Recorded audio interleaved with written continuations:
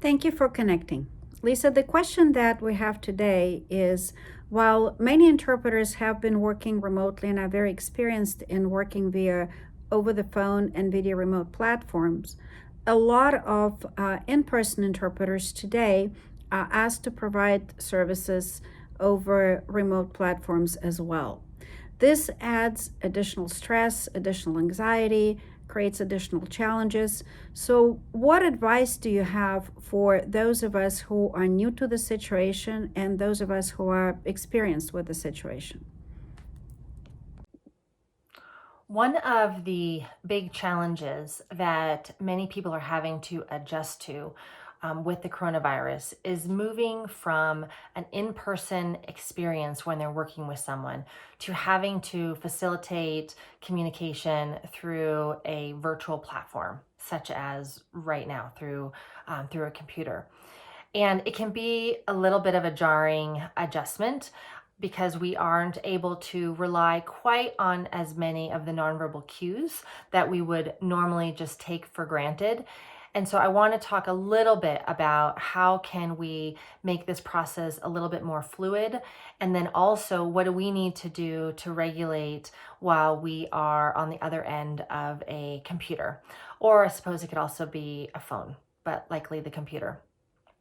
So the first thing I just want you to be aware of is, as I'm over here talking, that you're still very much aware of many of my nonverbals. You can see my hands, you can see my face. What you don't have access to, obviously, is my lower half, but you actually have the most important part of my nonverbal experience. And so the first thing is that if you're having to facilitate, make sure that you get some support where the camera is set up in such a way where you can really see people from the waist up to the best of your ability.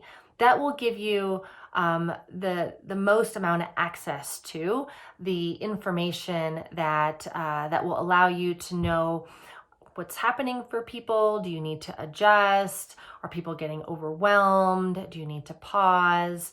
Those things that, again, we may naturally take for granted when someone's in front of us, and we can just attune to them and get a sense of how to respond and how to adjust. So just know that this is still very, very much available. My personal experience facilitating through a virtual platform such as this is that what it really does is it requires just a different level of attention and a different level of focus. So we have to be a little bit more present, a little bit more alert, a little bit more mindful. And it's interesting because we might think, yeah, but we have to do that anyway when someone's in person.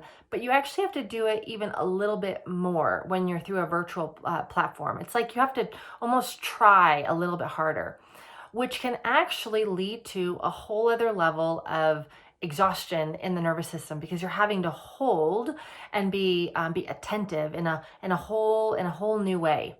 So that's one thing that I'll mention. The other is that even though you're on the other side of the camera, you're still feeling the activation of being a part of the conversation. So when the individuals that you are helping be a bridge for in communication, when one escalates or someone starts to feel anxious or sadness comes in, you're still going to feel it even though you are on a virtual platform, which means that your nervous system is still going to be affected in the conversation. And with that, you're still being asked to be able to translate, which requires you to be able to still access your prefrontal cortex. So just because we're moving from an in-person experience to a virtual platform doesn't mean that we can stop regulating. In fact, because of the first thing that I said about how we need to maybe even be a little bit more attentive, we actually may need to regulate even more. So what that means is that while you're facilitating, really important that you become aware of your breathing patterns, pause when you need to, take deep breaths, pace yourself. And by the way, your ability to pace yourself will also help pace the people that are also looking at you or watching you or listening to you in the process too. So you can really set the stage for helping regulate everybody in the discussion. Have something like a glass of cold water. So sipping cold water or drinking cold water actually helps regulate and helps the nervous system. One of my favorite ones is, feel your feet on the ground. Maybe even if you need to every once in a while. So right now, I know you can't see what's happening. You probably get a sense that my arms are moving. I'm just gently pushing on my legs and I'm grounding myself. So right now, I'm actually taking my feet and I'm just moving my feet back and forth like this. So just notice there's these subtle ways I can regulate my body where I don't become a distraction to the conversation, but I'm very much taking care of myself right now. Maybe I shift positions in my chair. So maybe I'm here for a minute and then, I start to feel some activation in my body and then, maybe I shift positions this way. These subtle things, but really profound things that we can do to stay connected to ourselves in the midst of the activation or the fear or the challenge or the stress of having to work through a different platform are absolutely essential. The more that you're able to manage and regulate and stay connected to yourself in all this activation will give you access to your prefrontal cortex. The more you become stressed out, overwhelmed, starting to really feel and merge with the energy and the activation of the people that you're trying to facilitate, the more you actually go down into your reptilian brain. And the more we go into our reptilian brain, we actually lose our ability for words. We lose our ability to think clearly. And what your people that you're trying to help need so much from you is for you to be the one in the conversation that is here because they're all here. So your role as becoming, we're going to call it the external regulator, is so key in this situation. And you can absolutely still do it even through a virtual platform. But what it means is you center yourself. You stay connected to yourself. Work on being present. Work on being mindful and alert.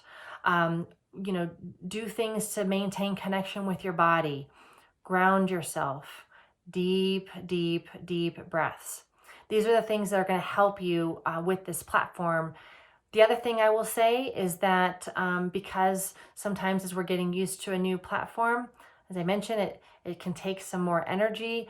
Make sure that in between, if you are doing things that are back to back, or you've got calls that are back to back, or however that works for you, making sure you're standing up, you're moving, because sometimes, part of the platform in a virtual experience is usually we're sitting down.